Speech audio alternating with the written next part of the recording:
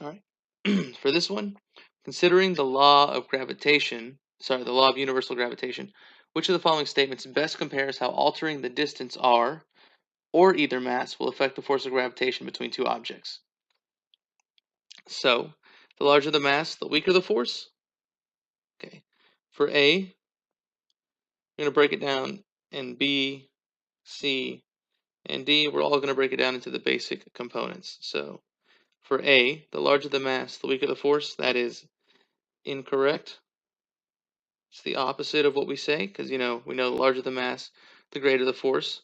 Longer the distance, the weaker the force. So even though the first part of A is incorrect, the second part is correct, since you know larger mass means increase Fg, larger distance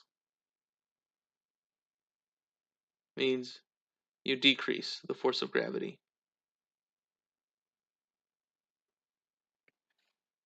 So for A is wrong because the first part of the statement is incorrect. For B, the larger the mass, the greater the force.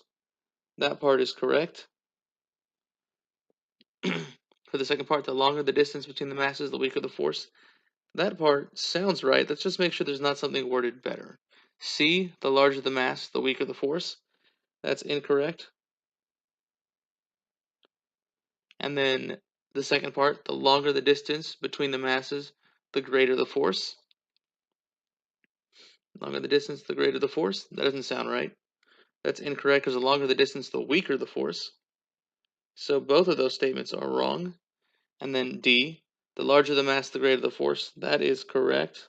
We know that is accurate. And then the last part, the longer the distance between the masses, the greater the force. That is incorrect. So as we go through this, that part's wrong, so we know that's wrong.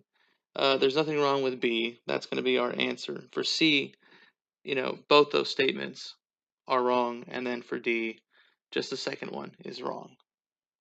So our answer is B.